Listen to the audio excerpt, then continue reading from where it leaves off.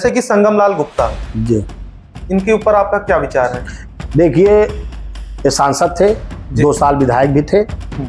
इन्होंने सदर में भी ये देखा अपना दल के विधायक थे और 2019 से भारतीय जनता पार्टी के टिकट पाए, चुनाव जीते, हम लोगों ने लड़ा के इनको जिताया। मैं मानना चाहता हूं कि ये कान के कच्चे आदमी हैं, मैं आपसे कहना चाहता हूं। दूसरी बात, इनका ये मानना राजनीतिक अभी इनका कोई उतना बड़ा अनुभव नहीं है। धीरज ओझा का ये वीडियो सोशल मीडिया पर वायरल हो रहा है। वीडियो में विधायक प्रतापगढ़ के डीएम कार्यालय के सामने धरना देते हुए दिखाई दे रहे हैं और सड़क पर लेकर उन्होंने ये आरोप लगाया है कि जिले के कप्तान ने उनके साथ मारपीट की और उन्हें गोली मारने की धमकी दी। मिल जाते हैं कि चुनाव आया और उसके बाद चुनाव में अक्सर देखा जाता है जैसे बरसात में मेढक आते हैं, वैसे नए नए नेता आते हैं। जी, जाते हैं। और उसी बीच में कुछ नेता ऐसे होते हैं जो होल्डिंग के जरिए, सोशल मीडिया के जरिए फेमस होते हैं। क्या आपको लगता है सर लोग भूलते हैं पुराने नेता द्वारा किए गए कार्यों को? हाँ, ये आपने बहुत अच्छा क्वेश्चन किया। मैंने देखा है कि आदमी बहुत जल्दी परिवर्तन होने लगता है कि आ गए, बड़ी बड़ी लगा दिए, सोचते कौन आ गया, इसकी बहुत पकड़ है, क्या बात है। हाँ, होल्डिंग को कुछ क्योंकि कुछ कार्यकर्ता बहुत अच्छा कहा, खेल के विषय पे ध्यान देना चाहिए। दोनों चीज, हाँ, किसी विषय में। लेकिन सर आप ये बताइए, प्रतापगढ़ की जो मूलभूत सुविधाएं हैं, वहाँ पे स्टेडियम आप खुद देख रहे हैं किस हालत में है। हाँ, ठीक है, वही तो इन सुविधाओं के माँ बाप कैसे अपने बच्चों को आगे ले जाए? हाँ, ये बिल्कुल, ये तो नेताओं की जिम्मेदारी। हाँ, निभाया है। इसलिए प्रमोद जी को भी मैं अच्छा नेता मानता हूँ। राजा भैया वो भी अपने क्षेत्र में माहिर है और अपने क्षेत्र में काम किया। नमस्कार, मैं सत्यम सिंह, स्वागत है आपका रैपिड राउंड में। इसमें मैं विधायक जी से पूछूंगा मिले जुले सवाल। तो मेरा पहला सवाल होगा, जैसे आप जो चुनाव इस बार अपने विधानसभा से लड़े हैं, उसमें आप 875 वोट से ही शायद हारे हैं। हाँ। और आपने 73,000 वोट पाया, जनता का प्यार पाया। सर इसके पीछे क्या आपको लगता है कि आपके अपने ही लोग थे जिसकी वजह से आप इतने कम अंतराल से हारे हैं? एकदम आप सही करते हो। उसमें हमारे कुछ पार्टी के लोग थे, कुछ नहीं, कई लोग थे, पार्टी में जानता हूँ। और दूसरी बात जो है वो कुछ जो है इसमें प्रशासन का भी हाथ था, मैं भी कहना चाहता हूँ, और कुछ जात पात का हाथ था, तभी मैं चुनाव इतने कम वोटों से हारा हूँ। अच्छा, रानीगंज के विधानसभा को देखा जाए, वहां के लोगों की मतलब एक बहुत बड़ी संख्या है जो आपको वोट देती है। तो इस बार चुनाव में ऐसा क्या ट्विस्ट किया गया कि आपके वो वोटर कट गए? देखिए, मैं वोटर तो नहीं कटना कहूंगा, कट गए हमारे। मेरा 10,000 वोट बढ़ा आपकी। अच्छा। उस बार हम 67,000 वोट पाए थे, अब की मैं 73,000 वोट पाया हूँ। वोट मेरा बढ़ा, कटे नहीं, लेकिन सीधी टक्कर हो गई अब की, क्योंकि बसपा नहीं लड़ पाई अब की चुनाव। बहुजन समाज पार्टी बहुत कम उसका वोट हो गया, इसलिए जो है और हुआ। उस बार बसपा त्रिकोणी संघर्ष हुआ था। हाँ, इस बार त्रिकोणी नहीं हो, इस बार त्रिकोणी सीधी लड़ाई हो गई, सीधी लड़ाई। इसमें जो है थोड़ा हमारा नुकसान हुआ। अच्छा, आपके जो विपक्षी थे डॉक्टर R.K. वर्मा जी, आप उनके बारे में क्या विचार रखते हैं? देखिए, वो जात पात पे ही चुनाव लड़ते हैं, चाहे विश्वनाथगंज में वो अपना दल से जीते। एक बार मोदी जी की लहर थी तब चुनाव जीते थे जी, और एक बार वहां से अपना दल से विधायक भारतीय जनता पार्टी गठबंधन से सब भाजपा वाले लगे, जीते। यहाँ पर उनको कोई जानता नहीं था, समाजवादी पार्टी ने उनको टिकट दे दिया, वो अपना दल छोड़ दिए, अपना दल उनको निकाल दिया, तो यहाँ आ गए। वो भी थोड़ा जात पात के कारण ही चुनाव जीत गए। और रानीगंज की जनता को कोई सुध लेने वाले, वहां भी कोई काम नहीं किया विश्वनाथगंज में, और यहाँ भी कोई काम नहीं कर रहे हैं। यानी कि रानीगंज में जात पात का आपकी चुनाव लड़ा? हाँ, हुआ, मैं मानता हूँ। ठीक है। सर, इसी क्रम में हम कुछ नेताओं का नाम लेंगे। आपको बस उनके ऊपर अपना विचार व्यक्त करना है। जैसे कि संगम लाल गुप्ता जी, इनके ऊपर आपका क्या विचार है? देखिए, ये सांसद थे, 2 साल विधायक भी थे। इन्होंने सदर में भी ये देखा अपना दल के विधायक थे और 2019 से भारतीय जनता पार्टी के टिकट पाए, चुनाव जीते, हम लोगों ने लड़ा के इनको जिताया। मैं मानना चाहता हूं कि ये कान के कच्चे आदमी हैं, मैं आपसे कहना चाहता हूं। दूसरी बात, इनका ये मानना राजनीतिक अभी इनका कोई उतना बड़ा अनुभव नहीं है इनको पास, क्योंकि नई बंबई से आए, बंबई से, और ये राजनीति पहले बसपा में आए, बसपा का टिकट लेना चाहते थे, फिर उसके बाद सपा में गए, इसी से फिर अपना दल में, फिर भाजपा में आए, तो कई दलों में मिल के आए। और दूसरे, इनको अभी राजनीति का कोई अनुभव नहीं है, और 5 साल सांसद थे। हम लोगों ने कहा भी ये काम हो जाए, वो काम हो जाए, लेकिन प्रतापगढ़ में वैसा कोई काम, उन्होंने केवल वो काम करने का चाहा जहां पर वो गड़बड़ी होने का काम हो, अपनी जमीन बनाना, एक करने सब नहीं विकास होता है। इसलिए मैं संगम लाल को इतना कहूंगा भारतीय जनता पार्टी के सांसद थे, मोदी जी इतना काम कर रहे हैं, योगी जी इतना काम, तो उनका इनको किरवाडम करना चाहिए था। मोदी जी और योगी जी के जैसे हमारे मोदी जी काम करे 18 घंटे 20 घंटे 4 घंटे सो रहे, योगी जी हमारे 20 घंटे काम, तो उनका थोड़ा तो किरवाडम इनको करना चाहिए, इनको काम करना चाहिए था। अच्छा सर, ये थोड़ा सा मतलब कंट्रोवर्सी क्वेश्चन होगा, तभी मैं पूछना चाहूंगा, क्या संगम लाल और आपके बीच में कोई विवादित ऐसा कुछ घटना हुआ है? देखिए, वजह से आप दोनों के बीच में नाराज? देखिए, विवादित हमारा, मैंने 19 के इनके चुनाव में बढ़ चढ़ के, और अब की भी मैंने, चाहे हमारे मुख्यमंत्री जी की जनसभा हो, चाहे हमारे गृह मंत्री, चाहे मोदी जी की जनसभा हो, चाहे जो भी हो, हर कार्यक्रम हम लोगों ने बढ़ चढ़ के हिस्सा लिया, हर कार्यक्रम को दमदारी से हमने कराया, और अपने रानीगंज में भी जितना वोट हमसे 2-3 हजार वोट कम पाए हैं, वोट भी दिलवाया। उनको नहीं दिलवाया, मैं भारतीय जनता पार्टी को दिलवाया, कमल को दिलवाया, वोट भी दिलवाया।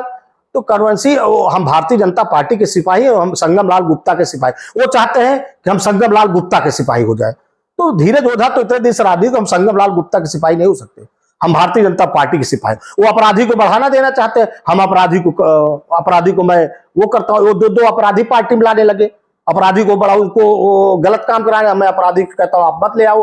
अपराधी जो हमारे योगी जी चाहते हैं कि अपराधी के ऊपर कार्रवाई हो, आप अपराधी को ला रहे हो।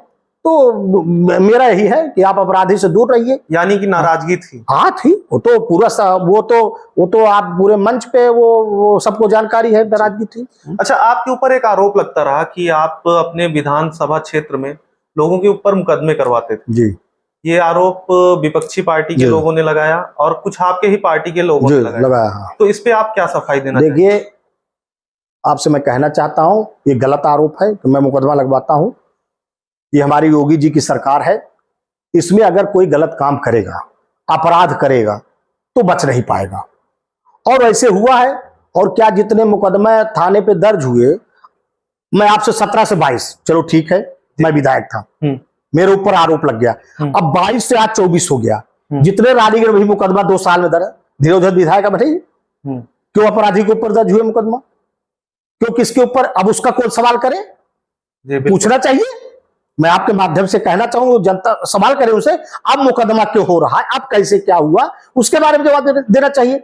और जो अपराध करेगा, अगर आप गोली चला रहे हो, आपके फुटेज है, हर चीज है, तो पुलिस दर्ज करेगी, वो कहां छुपा पाएगी? तो ये आरोप निराधार हमारे ऊपर लगाया गया।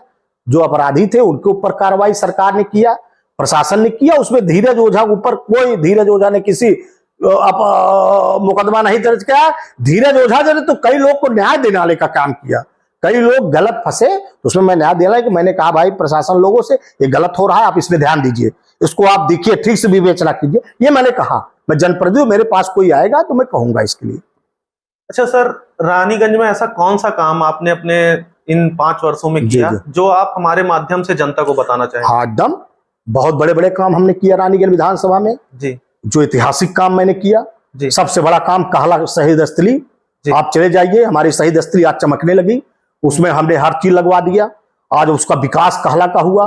माँ बराही देवी कुल देवी शक्तिपीठ आप चले जाइए, वहां पर भी का पर्यटन दृष्टि से हम लोग का बराही देवी स्टेशन हो गया, माँ बराही देवी आप जाके देख लीजिए, स्टेशन बन रहा है बहुत उत्तम।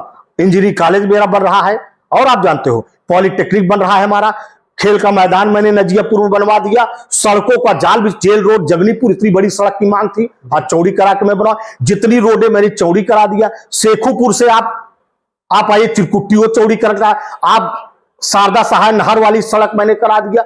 मैं हर क्षेत्र के विकास किया, हर क्षेत्र में हम लोगों ने काम किया। ये बड़े बड़े काम, 2 नगर पंचायत हमने बनाया, सोवंसा और पृथ्वीगंज बनवाया, नमक शहर का विकास किया शहीद स्थल पे।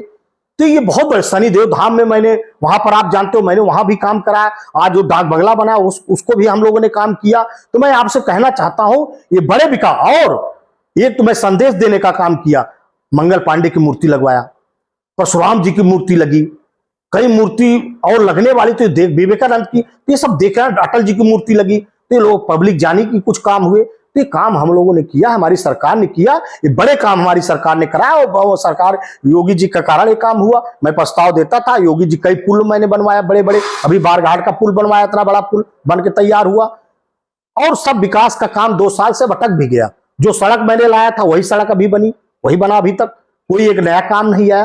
तो मैं कहना चाहता हूं, ये बड़े काम हम लोगों ने लाया और पूरी जनता जानती है, उसके बाद से कोई काम नहीं आया। सर जैसे चुनाव, औद्योगिक क्षेत्र आप इतना बड़ा संसारपुर में लाया, ये मामूली काम है। संसार हाँ बढ़ रहा है, पूरी बाउंड्री हो रही, पूरा काम लगा है, ये बहुत बड़ा काम है, रोजगार मिलेगा, ये बड़े काम है ना।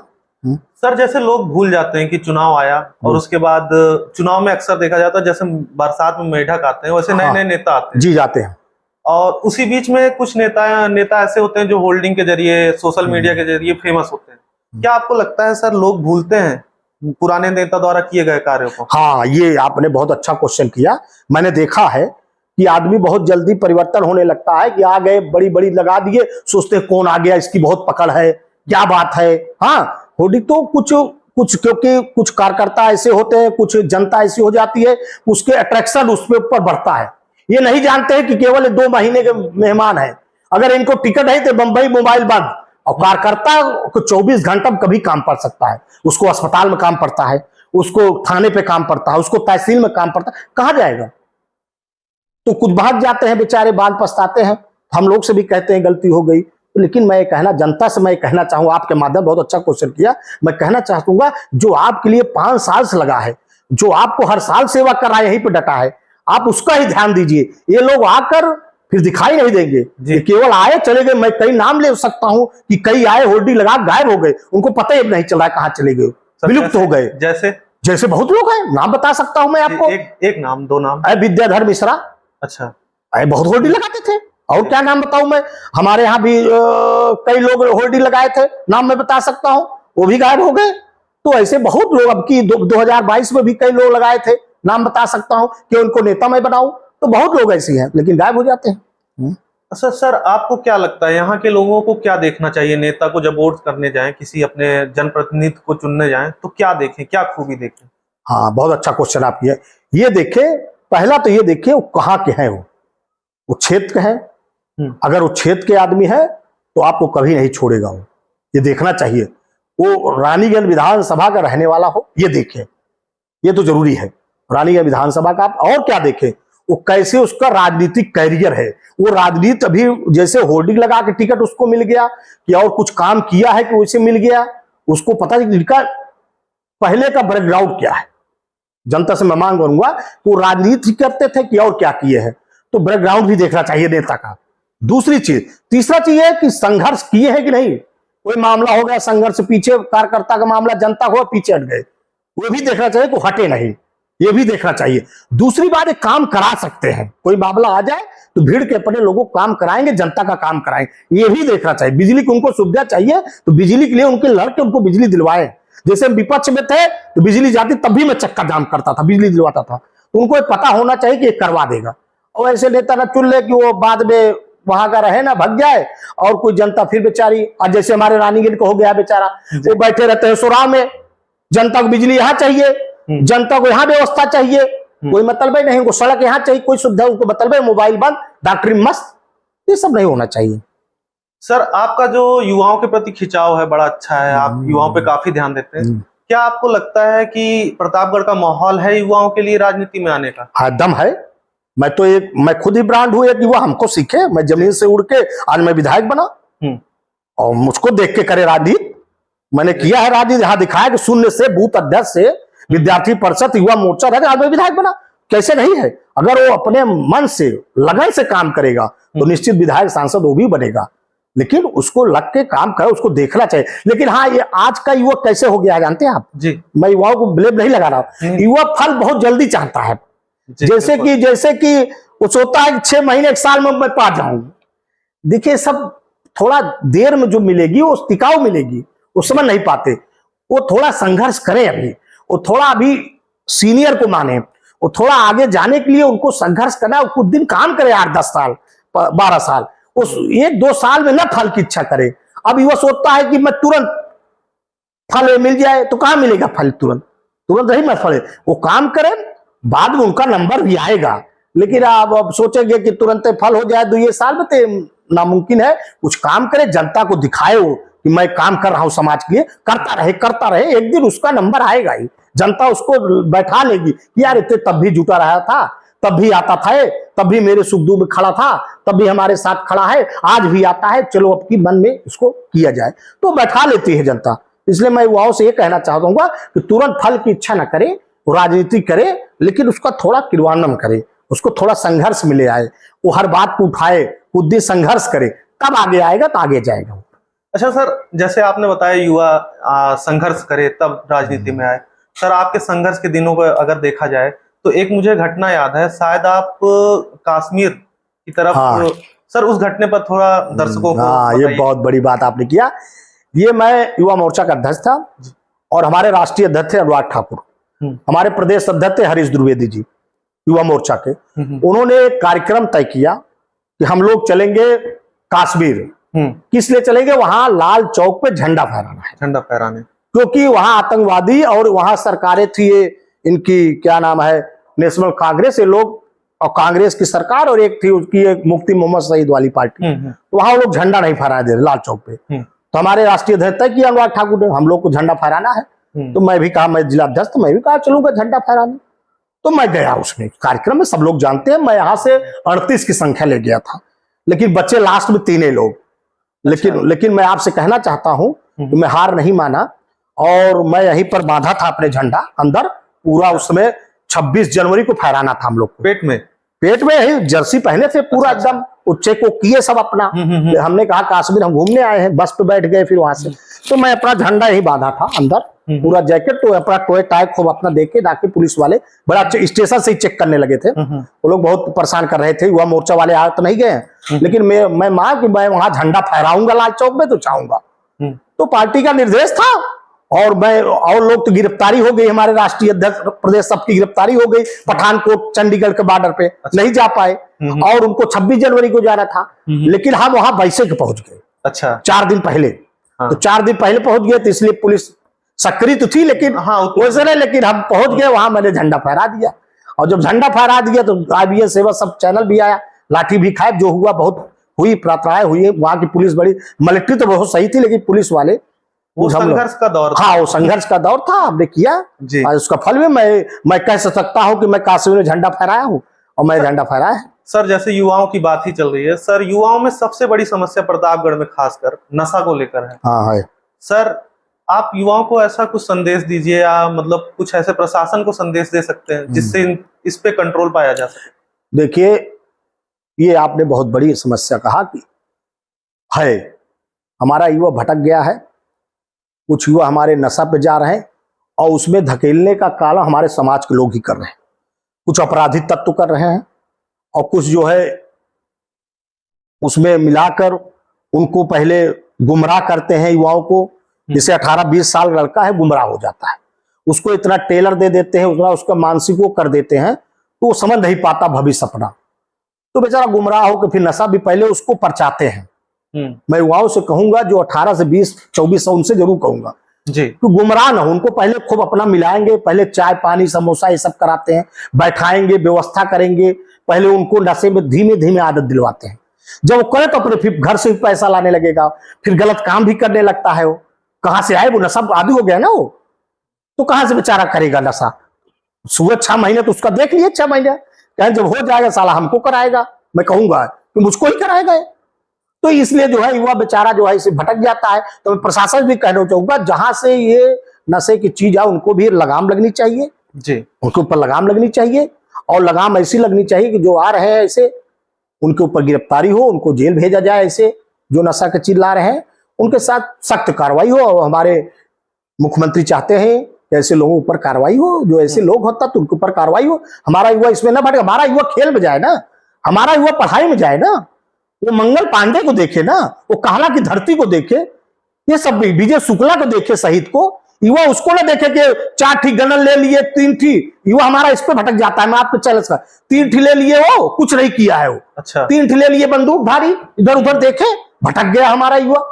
अरे हमारा युवा, मैं युवाओं से आपके माध्यम से कहना चाहूं, हमारा युवा उसको देखे, वो हमारा युवा विजय शुक्ला का देखो, पारे तारक जो शहीद हो। हमारा युवा जो है कारगिल में, हमारा युवा मंगल पांडे को देखे, जो क्रांतिकारी पहले हुए, चंद्रशेखर आजाद को देखे, काला किसान आंदोलन देखे। वो हमारा युवा इसको करे, हमारा युवा इस पे जाए, जो हमारे खेल में आगे बढ़े हैं। हमारा युवा इस पे जाए, जैसे कि एक बहुचरा गांव है, उसमें सब अधिकारी बन गए। हमारा युवा इस पे ध्यान दे, हमारा युवा इस पे ना ध्यान दे कि 4 ठिले आए गनर खड़े अपराधी, 2 ठी असरा, फोटो खिंचा लिए, इस पे ना ध्यान दे। इनके माने वो छोड़े, उनका वो करेगा युवा, तो उनके बारे में पढ़ेगा फिर। वो पढ़ने लगता है, दूसरा चीज उसको पढ़ाने लगते हैं। सोशल मीडिया पे पढ़े, गूगल पे पढ़े, तो इसके बारे में मैं कहना चाहता हूं, शिवाजी के बारे में हमारा युवा पढ़े, महाराणा प्रताप के बारे में हमारा युवा पढ़े, इस बारे में हमारा चंद्रशेखर आजाद के बारे, सुभाष चंद्र बोस के बारे में हमारा युवा पढ़े, विवेकानंद स्वामी कौन थे इसके बारे में हमारा युवा पढ़े। जो हमारा युवा विवेकानंद युवा को 42 साल का अल्पावधि शिकागो में झंडा लहरा दिया, हमारा युवा इसके लिए पढ़े। अगर इसके लिए पढ़ेगा, वो गलत दिशा में जब पढ़ता है तभी गड़बड़ होता है, जब इसके लिए तो आगे जाएगा, उसका भविष्य उज्जवल है, घर में नाम भी होगा, समाज में भी नाम होगा। और आज दूसरे जब उसमें चले जाते हैं तो आज माँ बाप बेचारे परेशान रहते, हमारा युवा बेटा भटक गया, उसको कैसे समझाया जाए। जब उसमें प्रशासन कार्रवाई तो वो लोग बेचारे परेशान होते हैं। तो हमारा युवा को भटक न पाए, इसको हम लोग आपके माध्यम से बताएंगे, हम लोग भी बताते हैं समाज बैठ के। मैं तो बताता रहता हूँ हर जगह बैठ के बात। सर जैसे मतलब बहुत ही अच्छा आपने बताया कि युवाओं को थोड़ा सोशल मीडिया पे इन चीजों से बचना चाहिए। हाँ, बचना चाहिए। सर एक टैग लगता आया है प्रतापगढ़ को, आप जानते होंगे प्रतापगढ़ अपराधों का गढ़ जी। सर इसमें क्या कारण था यहाँ के नेताओं का? यहाँ पे मंत्री आप जानते हैं लगातार मंत्री रहे, जी जी, यहाँ के नेताओं का इसमें सबसे बड़ा योगदान मुझे जहां तक लगता है। आपको क्या लगता है? देखिए, एकदम सही क्वेश्चन आपने किया। पहले तो समाजवादी पार्टी की सरकार थी, अपराधियों को संरक्षण देती थी। जी, आपने सही कहा। बसपा की भी सरकार, उसमें भी अपराधियों को ढेर संरक्षण मिला था। तो ये लोग ने अपराधी को, मैं भी नेता बना, मैं तो अपराधी को भी संरक्षण दिया। कई लोग हमसे इसलिए नाराज हुए ना, और कहीं नाराज हुए, मैं अपराधी को भगाने लगा। तो जब अपराधी के संरक्षण देंगे तो उनको जो है लाभ मिल जाता है, प्रशासन ठीक से कार्रवाई नहीं कर पाता है। तो मैं आपके माध्यम से इसलिए प्रतापगढ़ को अपराधगढ़ माना गया। लेकिन अब 17 से 22 से अब जो सरकारें चल रही है हमारी योगी जी के, अपराध यही भोलियापुर में कि लोग लड़के कितना अपराध करते थे, आज अपराध खत्म। तो हमारी सरकार ने अपराध को खत्म किया जी, ये नहीं कहता पूरा, लेकिन बहुत खत्म किया। कितने वकील हमारे मारे गए, अपराधी लोगों ने, यही कचहरी में कहीं बेचारे जा रहे थे। लेकिन आज एक को घटना हो रही है, डकैती हो रही, लूट अगर कर रहे हो महिलाओं के साथ था, तुरंत आपको दंड मिल रहा है। तो इस सरकार को हम लोगों ने खुली छूट हमारे महाराज जी ने दिया, योगी जी ने। आज देखिए कोई हिम्मत नहीं पड़ रहा है अपराधी, और प्रतापगढ़ भी यही प्रतापगढ़ कोई एसपी सब हट जाते थे। इसी प्रतापगढ़ में अभी जो कप्तान गए हैं सतपाल अंतिम जी, पूरा कार्यकाल और सुनिए, विश्व या प्रतापगढ़ रिकॉर्ड बना के चले गए वो जी, सतपाल अंतिम जी सबसे ज्यादा कार्यकाल करके गए, अपराध खत्म किया उन्होंने। तो अब अपराध जो है बहुत खत्म, लेकिन अभी जो बच्चे हैं वो भी धीमे धीरे रडार पे हैं, वो भी खत्म होंगे। अच्छा, यहाँ पे नेताओं को मतलब अपराधियों को संरक्षण देते पाया गया है, तो मतलब अब ये चीजों में परिवर्तन आया, आपको क्या, आपके नजरिए से क्या लग रहा है? देखिए, जो हमारे मुख्यमंत्री जी चाह रहे हैं, हम लोग भी डरना चाहिए। मुख्यमंत्री जी साफ संदेश है कि कोई हमारा नेता, विधायक, कार्यकर्ता किसी अपराधी को संरक्षण नहीं देगा। तो हमारा जो नेतृत्व कह रहा है, मुख्यमंत्री जी कह रहे, हम लोग उसका मानना चाहिए। अपराध मुक्त भारत, हाँ, वो चाहते थे, हम लोग उससे करना चाहिए। अब लोग अपराध नहीं पसंद करते, तो ऐसे नेता को जो और है, जो दे रहे हैं, उनको भी मैं कहना चाहूँ न दें। वो देंगे तो बाद में उन्हीं पछताएंगे। हम लोग देखे हैं, बाद में उन्हीं लोग पछताते भी हैं। सर ये तो हो गई बातें। जैसे आपका जो जीवन था बहुत ही सिंपल था, आप जैसे बहुत ही गरीबी से उठ के और उसके बाद जिस तरह संघर्ष किया, सर ऐसी कौन सी इंसिडेंट या ऐसी कौन सी घटना थी जो आपको राजनीति की तरफ ले गई?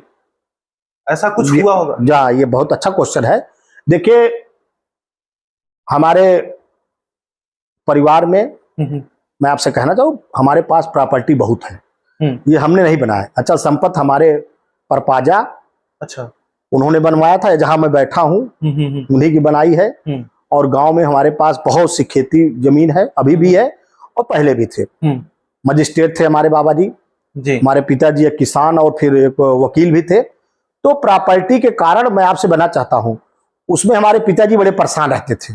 मैं आपसे बताता हूँ कैसे हमको राजनीति की, आपने बहुत अच्छा बोला, LLB कैसे करूं, कैसे राजनीति में आऊं। हमारे पिताजी बहुत परेशान रहते थे, माता जी, हमारी खेती को चरा दिया जाता था, नुकसान किया जाता था, कब्जा करने, मेड़ काट लिया जाता था, कई जगह यहाँ भी कब्जा कर लिया गया था मकानों को। तो हमने सोचा कि राजनीति में आएंगे, कैसी मदद, वकील बने, तो पिताजी वकील थे, उन्होंने कहा राजनीति करिए और वकील भी बनिए, दोनों चीज जब हो जाएगा तो राजनीति निखरेगा। तो पिताजी का सपना भी था, पिताजी से मैंने वो भी लिया और लोग पढ़ने, मैं इलाहाबाद यूनिवर्सिटी का छात्र था LLB का, वहां भी देखा था। तो उनकी प्रेरणा लेके तो मैंने कहा ये बचत करने के लिए मुझको राजनीति पहले मैंने सोचा, मैं आज बताऊं ये प्रॉपर्टी कैसे बचत हो इसके लिए राजनीति किया जाए। अच्छा। तो पहले मैं इसके लिए राजनीति किया, मैं मानता हूं, लेकिन फिर मुझको आनंद आने लगा कि पार्टी में काम करते। और दूसरी बात और किस लिए मैंने किया, राष्ट्रीय स्वयंसेवक संघ का मैं, हमारे पिताजी हमारा पूरा परिवार राष्ट्रीय स्वयंसेवक संघ को मानते हैं। तो मैं जो उनके उसमें मैं जाता था राष्ट्रीय स्वयंसेवक संघ में, जो उनके कार्यक्रम में जाता था, चाहे प्रथम चाहे द्वितीय में हमने किया है, जब मैं जाता तो वहां देश के प्रति एक हम लोग को अच्छा संदेश देते थे, देश के प्रति तो मैंने कहा राजनीति से ही देश और प्रतापगढ़ को सुधारा जाता है जी। तो इसलिए राजनीति और किस दल में रहना चाहिए, तो भारतीय जनता पार्टी ही देखी, क्योंकि राष्ट्रीय स्वयंसेवक सब हम लोग पुजारी अभी भी हैं, तो राष्ट्रीय स्वयंसेवक के शाखा में जाते उनके उसमें जाते हुए हम लोगों को, पिताजी थे अभी भी, पूरा परिवार हमारा था, तो हम लोग इसके कारण जो है राजनीति में अच्छा हमको लगने लगा। और वहां पर एक मैंने देखा कि जो बातें होती थी वहां देशभक्ति बातें होती थी कि धारा 370-35 से कश्मीर कैसे हटे, आज मोदी जी ने हटाया, हाँ, राम मंदिर कैसे बने, राम मंदिर बना, तो बड़ा अच्छा लगता था। तो ये सब सीख के हमके समाज है, इसलिए मैं राजनीति में और पिल गया और राजनीति करने लगा। फिर तो उसके बाद आप जानते हैं कि राजनीति बढ़ते चला गया। सर, जैसे प्रतापगढ़ की राजनीति देखी जाए, लगातार बदलाव देखे गए, लेकिन विकास के मामले में प्रतापगढ़ हमेशा पीछे रहा। और आज भी अगल बगल के जिलों में अगर देखा जाए, प्रतापगढ़ का अगर स्तर देखा जाए तो अगल बगल जिलों से बहुत पिछड़ा हुआ है। ना यहाँ कोई उद्योग है सही से, ना कोई बड़ी फैक्ट्री है जिसके जरिए यहाँ के लोगों को रोजगार मिल सके। सर, आप प्रतापगढ़ के राजनीति के भविष्य कैसे देखते हैं? आप क्या चाहते हैं कि आने वाले जो नेता हों या युवा हों, अगर इस राजनीति में आते हैं, क्या प्रतापगढ़ में बदलाव करें? सबसे बड़ा बदलाव औद्योगिक क्षेत्र जो मैं संसार में बनवा रहा हूं, वहां फैक्ट्री लगे, और जब वहां फैक्ट्रियां लग जाएंगी तो बहुत बड़ा बदलाव प्रतापगढ़ युवाओं में होगा। ठीक, उनको पढ़ाई की सुविधा, जो बेचारे जाते हैं इलाहाबाद पढ़े, मैना प्रयागराज जा रहे हैं, लखनऊ जा रहे हैं, दिल्ली जा रहे हैं, पढ़ रहे हैं, लेकिन वो सुविधाएं प्रतापगढ़ में शिक्षा का स्तर और सुधरे। प्रतापगढ़ में शिक्षा, जैसे मेडिकल कॉलेज हो गया जी। अब बच्चे बाहर के पढ़ने आ रहे हैं, 100 बच्चे पढ़ने लगे, हमारी सरकार ने किया मेडिकल कॉलेज जी, योगी जी ने किया। इंजीनियरिंग कॉलेज सरकार ने मेरा दिया, वहां भी बच्चे बाहर पढ़ने आएंगे, बीटेक एमबीए की परीक्षा यहाँ भी चलेगी। हाँ, तो जब ये सब होगा, ये इंजीनियरिंग कॉलेज वाले आप थोड़ा प्रकाश डालिएगा। इंजीनियरिंग कॉलेज सिउसत में मैं बनवा रहा हूँ बहुत जल्दी, महाराज जी हमारे मुख्यमंत्री जब उद्घाटन, बिल्डिंग बन के तैयार हो रही। केंद्रीय विद्यालय भी हम लोग का प्रस्ताव था, अभी हमारे राज्यसभा सांसद प्रदेश के महामंत्री, हम लोगों ने कहा था, हमारे प्रदेश के महामंत्री अमरपाल मौर्य जी उसको बहुत अच्छे ढंग से उठाया। केंद्रीय विद्यालय, शिक्षा का स्तर होना चाहिए अच्छा, जब शिक्षा अच्छी होगी, और टेक्निकल शिक्षा अब हमको देना है। कौशल विकास योजना जो हमारी भारत सरकार की स्टेम योजना चल रही है, उसको यहाँ पर और अच्छे ढंग से किया जाए, मुद्रा लोन को और अच्छा मिले, बेचारा और रोजगार करें कुछ ना कुछ। ये सब व्यवस्थाएं युवाओं को हम लोग को बताना है। और बेचारे इंटरनेट से जुड़े हैं लेकिन कुछ चीज नहीं जान पाते, तो उसका एक ट्रेनिंग हाइप होना चाहिए, हाइप बना चाहिए प्रतापगढ़ में। उसमें यही ट्रेनिंग दिया जाए कि हमारी सरकार क्या क्या काम कर रही, डेट में पढ़ रहे हैं मैं मानता हूं, लेकिन उसका ट्रेनर होना चाहिए भारत सरकार, उत्तर प्रदेश सरकार का, उनको युवाओं का एक प्रशिक्षण दे। अगर प्रशिक्षण देंगे तो वो आगे जाएंगे। प्रशिक्षण उनको इसमें आईक्यू लगाना चाहिए। अगर वो खेल में जाना चाहे, देखिए विदेश के अभी ओलंपिक हुआ जी, मैं आपके माध्यम से, तो विदेशी देखे हमारे यहाँ तब भी 4 कांस 1 रजत आया, एक हमारी गड़बड़ हो गई बेचारी, वो भी समझ लो मैं 100 पदक मानता हूं बिटिया का। हाँ, लेकिन अगर वो क्या भारत में पोजिशन नहीं खेल का बहुत है, अगर प्रतापगढ़ में उनको खेल का भी दिया जाए तो आज हिंदुस्तान नाम कमाएंगे। क्रिकेट हमारा नाम देके चल ही रहा है, हॉकी में अपनी कहां से आया, कितने दिन बाद हमारी टीम अच्छा खेलने लगी ना। तुमको बैडमिंटन, टेनिस, जिस खेल में अगर वो शिक्षा में जाना चाहते हो तो शिक्षा पढ़ाई, लेकिन हर स्कूलों में शिक्षा में मैं आपसे माध्यम से कहना चाहता हूं तब और विकास होगा। अगर वो खेल में भी जाना चाहते हैं किसी, तो हर कॉलेजों और स्कूलों में उनसे कहना चाहता हूं जो स्कूल चला रहे हैं, जो शिक्षा चला, उनको खेल का भी एक पीरियड रखना चाहिए जी। उनको खेल, अगर कला का, ये देखिए इसमें नहीं तो खेले नहीं कह सकता हूं, वो जिस चित्रकला में जाना चाहते हैं चित्रकला का रखे पीरियड जी। उनसे पूछे, हाँ भी युवा बिटिया से पूछे, बेटे से पूछे कि तुम किस क्षेत्र में आगे जाना चाहते हो, और वो शिक्षा वो दे, फिर वो स्कूल जहां पढ़ाई जाए। हम चित्रकला में जाना चाहते चित्रकला में जाए, वो खेल में जाना, मैं इस खेल में कबड्डी में चाहे टेनिस में चाहे जिसमें जाना चाहता हूं, मैं जो है इसमें कंप्यूटर के क्षेत्र में आगे जाना चाहता हूं, मैं इसके सॉफ्टवेयर बनाऊंगा, मैं इसके क्षेत्र में आगे जाऊंगा, तो जब सुविधा देंगे तो दिमाग उनको रहेगा, आईक्यू देंगे तो फिर उनके दिमाग में आएगा। तो उनको एक वो करिए बिजी लाइफ इस चीज में, इस चीज जब बिजी लाइफ तो दूसरी चीज में नहीं जा पाएगा, युवा भटक नहीं पाएगा। 18 साल की हो सकता जो भटकाना चाहते हैं वो नहीं भटक पाएगा, तो इसी चीज में आगे जाएगा। और वो देश के प्रति उसको बताइए, हमको सेना में जाना है जी, नाम का, हमको पायलट बनना है, बिटिया को पायलट बनना है, विश्व परचम किसी चीज में लहराना है, अरे बहुत चीज है। हम इस चीज में जाएंगे तो जब ये राजनीतिक आदमी और स्कूल, लेकिन समाज को भी लगना है। हम लोग जब ये करेंगे, पढ़ाइए में नहीं भाई, पढ़ाई में तो ठीक है, रहिए, पढ़ना जरूरी है, लेकिन आदमी चाहता है मैं इस क्षेत्र में जाऊं। अब भाई सचिन तेंदुलकर अगर पढ़ते रहते तो इतने बड़े हो पाते हैं क्रिकेटर? जी बिल्कुल। हाँ, स्कूल तो क्रिकेट खेलने लगे। धोनी देखिए, बाद में थोड़ा बहुत पढ़े लोग इतना बड़ा। तो अगर आप आदमी उसमें भी जाएगा दूसरी दिशा में, आदमी की ये पढ़िए बेटा बेटी हमारे किस में जाना चाहता है, हम उसमें भेजे। अभी ये चीज नहीं हो पा रहा है, अगर उसमें भेजे तो भारत देखिएगा ओलंपिक में कई स्वर्ण पदक ले आएगा। मैं आपसे कहना चाहता हूँ सर, आपने बहुत अच्छा कहा, खेल के विषय पे ध्यान देना चाहिए दोनों चीज, हाँ, किसी विषय में। लेकिन सर आप ये बताइए, प्रतापगढ़ की जो मूलभूत सुविधाएं हैं, वहां पे स्टेडियम आप खुद देख रहे हैं किस हालत में है। हाँ, ठीक है, वही तो इन सुविधाओं के माँ बाप कैसे अपने बच्चों को आगे ले जाए? हाँ, ये आप ये तो नेताओं की जिम्मेदारी। हाँ, वही तो है, समाज देखे, नेता भी देखे। इसलिए मैं नजियापुर स्टेडियम बर्बाद बन के तैयार हो गया, मुख्यमंत्री घोषणा किया। अब उसमें प्रशिक्षक रखना था ना, अब 2 साल से मेरा हो गया, नहीं तो मैं वहां खेल अब स्टार्ट हो गया होता। ये जनप्रतिनिधि काम है, ये आपने सही कहा जी, तभी आदमी आगे जाए। और मैं जब ये था 17 से 22, मैं खेल के प्रति बहुत कुछ, क्रिकेट में बहुत बड़ा पृथ्वी हवाई अड्डा कराता हूँ, कितनी बड़ी बड़ी टीमें आती, मैं अभी तक करवाता हूँ। अच्छा। अभी मैं विधायक अभी भी कराया, अब की टीम जीत के गई, वहां की थी नोएडा की टीम जीत के गई। तो हम लोग वॉलीबॉल के प्रति, कबड्डी के प्रति कई खेल हम लोगों ने करवाया। तो हम नेता का काम है उसको अच्छा दे सुविधा। तो जब नेता नहीं दे पाता, वो अपने विकास लग जाता है, अपने विकास में, अपने काम में लग जाता है, तो भटक जाते हैं सब। तो ये तो दायित्व ही है, सरकार हम लोग का दायित्व है, हम लोग उनको आगे बढ़ाएं। आप कह सकते हैं यहाँ के नेताओं ने सिर्फ अपना उल्लू सीधा कर। हाँ, ये मैं कह सकता हूँ भाई, ये तो मैं कह ही रहा हूँ। हाँ, कह ही रहा। तो सर एक क्वेश्चन और आपसे करना चाहूंगा, मतलब इसी कड़ी में, जैसे आपने खेल को, सर ये आपके फेवरेट प्लेयर कौन है इसमें, क्रिकेट में? क्रिकेट में देखो खेल पहले बना शुरू में कपिल देव, बीच में हम लोग का आइडल सचिन तेंदुलकर, बहुत बड़े बैट्समैन क्रिकेट में, और अभी भी रोहित शर्मा, और बीच में धोनी थे, सर युवराज सिंह थे। खेल बहुत अच्छे अच्छे प्लेयर हमारे यहाँ है। रोहित शर्मा, विराट कोहली भी है भाई। रोहित शर्मा में आपको क्या पसंद आया सर? रोहित शर्मा ही हमको पसंद आता है। तो रोहित शर्मा देश के लिए, जैसे लगता है कि वो केवल वो अपना विकेट नहीं है कि हमारा रन 100 में गिनवाऊ, मैं 50 गिनवाऊ, वो देश के प्रति, इंडिया को अगर 20 रन की जरूरत है तो 20 रन के हिसाब से खेलेंगे रोहित शर्मा। अच्छा। हाँ, मुझको ये अच्छा लगता है। वो 15 रन का अगर एवरेज है तो 15 रन के एवरेज खेलेंगे, ये अच्छा लगता है। मतलब आप भी राजनीति एकदम रोहित शर्मा की तरह करना? हाँ, तो मैं भी चाहता हूँ कि मैं भी राजनीति जो करता हूँ मैं ऐसे ही करता हूँ जी। हाँ। तो सर मतलब कुछ नेताओं का नाम लूंगा, उन पे बस आपको सिर्फ अपना विचार व्यक्त करना है, एक एक करके लूंगा। तो सबसे बड़े नेता हैं बीजेपी के माननीय प्रधानमंत्री मोदी जी, उनके ऊपर आपका क्या विचार है? वो विश्व के सबसे बड़े नेता हैं जी, हम लोगों के आदर्श है।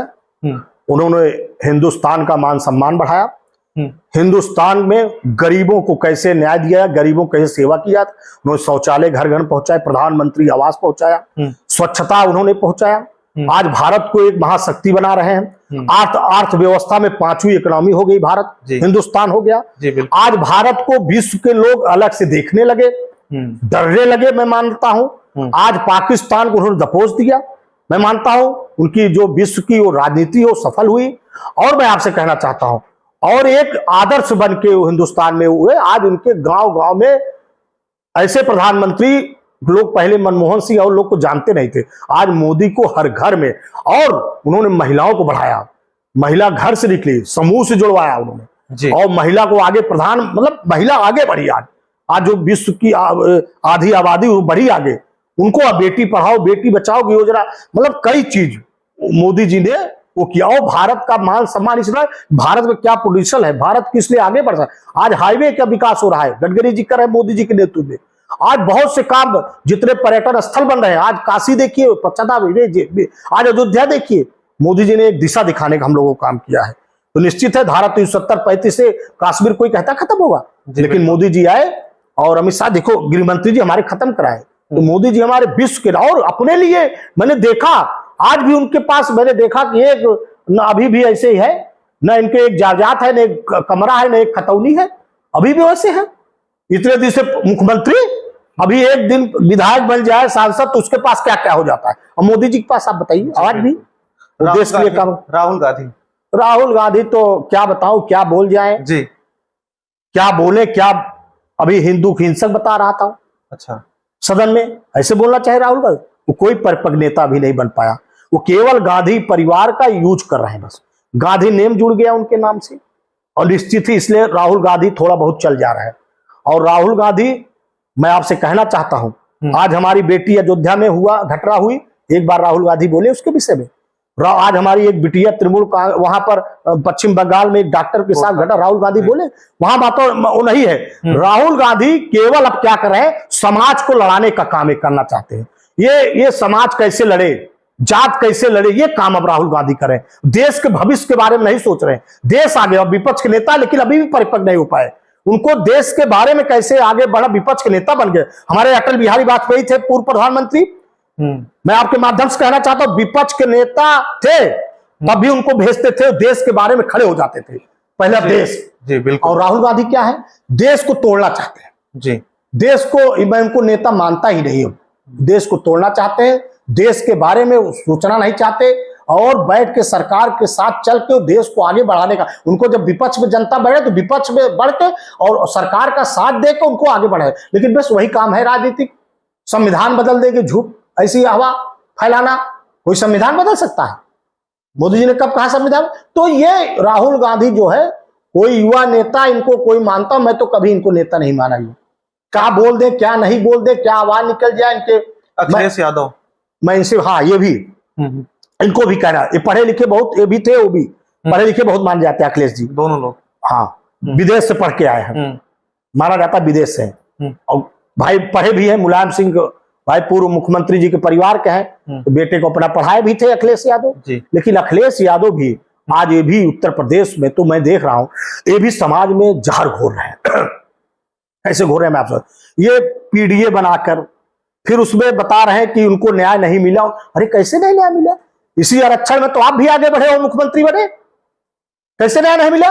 किसको नौकरी नहीं मिल रही, किसको जो है विकास, हम लोग किसको नहीं बैठाते हैं, किसको घर से भगा दिया जा रहा है? अब गलत क्यों बता रहे हो समाज को?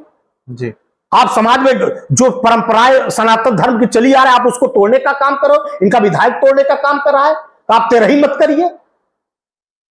अरे बेचारे बेटा, वो बाप पैदा किया है बेटे को कि हमारा, जब मैं वो होऊंगा, अगर भगवान हमको, भगवान बुला लिए तो बेटा सोचता है बाप की कितना बढ़िया हमारा तेरा ही बरकी हो, हाँ हर चीज हो। वो तो इसको रोक रहे हैं, समाज में गहर जोड़ रहे हैं। किस दलित का उत्पीड़न हो रहा है सरकार में? कहीं नहीं हो रहा है जी। जिस पे पता चला उस पे कार्रवाई हो रही है। किसका जो है पिछड़ी जात का उत्पीड़न हुआ, कार्रवाई नहीं हुई। हम लोग सबका काम करते हैं, हम लोग सबको बढ़ाने, वो भी अखिलेश यादव एक जात विशेष को आगे बढ़ा। उनकी सरकार थी 12 से 17, कितने अपराधी आप देखा अपराध करवा रहे थे, लूट लिया जाता था। एक बार आप तो कहते हो दूसरी जगह हो, और तीसरी जगह कहते हो कि उनका जब नेता आ जाएगा, नगर अध्यक्ष जब कांड करेगा तो उसमें आप नहीं बोलोगे। आपको अपराध के प्रति सबके खिलाफ बोलना चाहिए ना। वो पिछड़ी जात की बिटिया नहीं थी, क्यों नहीं बोले आप अयोध्या में? आपको बोलना चाहिए, आपको हर जगह बोलना चाहिए। आप अगर समाज के, तब वो आगे जाएंगे। जब आप इसी चीज को नहीं उठाओगे तो आप ये समाज को तोड़ के आगे बढ़ने का काम, वो तो अपना वो सीधा चल रहा है कि तोड़ दें जो है आगे बढ़ जाए। तो ये जो है मैं नहीं मानता हूं कि वो भी पढ़े लिखे वो हैं, लेकिन पढ़ी लिखी वाली बात उनकी नहीं लड़ रही है। वो हिंदुस्तान राजनीति कर रहे हैं। और उत्तर प्रदेश इतना बड़ा प्रदेश है, प्रदेश में हमारे उत्तर प्रदेश की जनता को गुमराह मत करें। जो अब की 24 में थोड़ा गुमराह कर लिए हैं, वो ऐसा गुमराह न करें।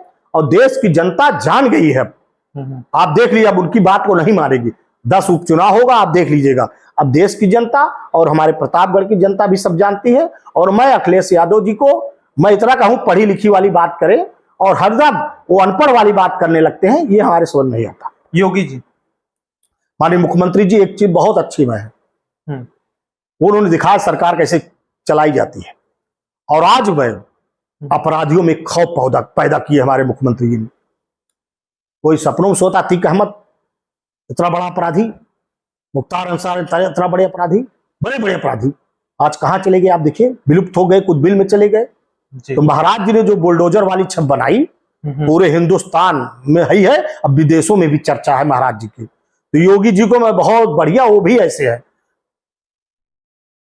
मैं ये कहना आपके माध्यम से कहना चाहता हूं, वो भी ऐसे आए हैं, एक आरोप नहीं जमीन का नबूद, आए हैं सुधारने, गरीब को न्याय दिलाने, समाज को ना उनको भी भ्रष्टाचार नहीं करना है।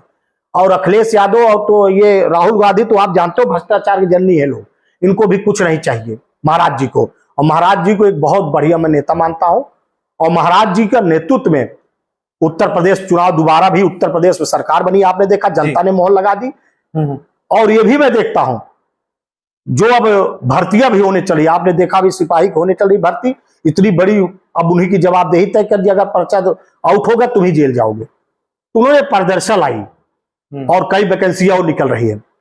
और विकास जो ये बने आपके मेडिकल कॉलेज दिया और सड़कों का जाल बिछ रहा है, ये सब हमारे योगी जी के कारण है। और तभी लोग आएंगे जब कानून व्यवस्था इतनी सही, तभी उत्तर प्रदेश लोग निवेश करने। आज उत्तर प्रदेश, नोएडा, आपके लखनऊ, सब जगह आने लगे लोग, क्योंकि कानून व्यवस्था स्थिति हमारे महाराज जी सुधार दिया। इसलिए मैं योगी जी को बहुत बड़ा नेता मानता हूं, बहुत अच्छे हमारे नेता हैं और उनके नेतृत्व में उत्तर प्रदेश सुरक्षित है।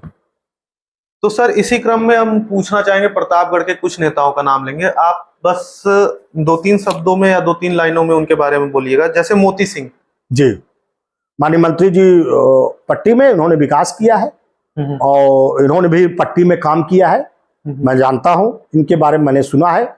और जब लोग हम छात्र राजनीति में भी है तब भी से राजनीति कर रहे हैं और राजनीति के माहिर खिलाड़ी हैं, कई बार मंत्री भी थे, कृषि मंत्री, अब की भी मंत्री थे। इन्होंने पट्टी को चमकाने का काम किया और ये राजनीति इनका बहुत मैं अच्छा मानता हूं।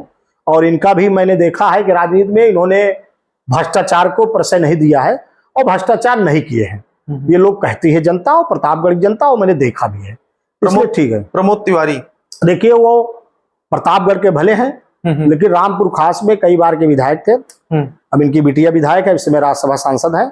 इन्होंने अपने क्षेत्र में भी विकास बहुत किया है और निश्चित है भाई, इसलिए प्रतापगढ़ की जनता ने ही उनको कई बार विधायक बनाया, यहाँ पर अच्छे नेता में इनकी पहचान दी और प्रतापगढ़ के बारे में इन्होंने भी काम कराया है, इसलिए प्रमोद जी को भी मैं अच्छा नेता मानता हूँ। राजा भैया, वो भी अपने क्षेत्र में माहिर है और अपने क्षेत्र में काम किया, प्रतापगढ़ जिला पंचायत अध्यक्ष में भी काम किया है और आज भी काम कर रहे हैं प्रतापगढ़ में। और उनका नाम भले उसमें पहले आता था, लेकिन अब इस समय मैं देख रहा हूँ वो भी प्रतापगढ़ के बारे में और पढ़े लिखे हैं, सबके बारे में समझते हैं, वो भी अच्छे हैं। कोई ये नहीं है कि मैं नहीं कहूँगा, अपने क्षेत्र में बाबागंज दोनों विधानसभा में। और मैं देखा हूँ कि जहाँ हमारे प्रतापगढ़ में और रानीगंज विधानसभा जहाँ उनके समर्थक है वो भी अच्छे हैं और उनको भी अच्छे ढंग से वो काम कराते हैं। और मैंने अब नहीं देखा जो आरोप बहुत लगते थे, वो आरोप मैं जब राजनीति में, मैं पहले जब मैं विधायक नहीं था तो मैं देखता था कि उनके ऊपर बहुत सुनाई देता, लेकिन जब मैं नजदीक पहुंचा, जब मैंने देखा होगा, तो ये मैं मानता हूं कि वो भी राजनीतिक अच्छे आदमी हैं। प्रतापगढ़ बारे में बहुत बहुत धन्यवाद आपका। आपने बहुत ही शालीनता से सारे क्वेश्चन का जवाब दिया। तो इसी के साथ हम इस ब्रॉडकास्ट को यहीं समाप्त करते हैं। हमारे साथ थे माननीय पूर्व विधायक श्री धीरज ओझा जी, बहुत बहुत धन्यवाद।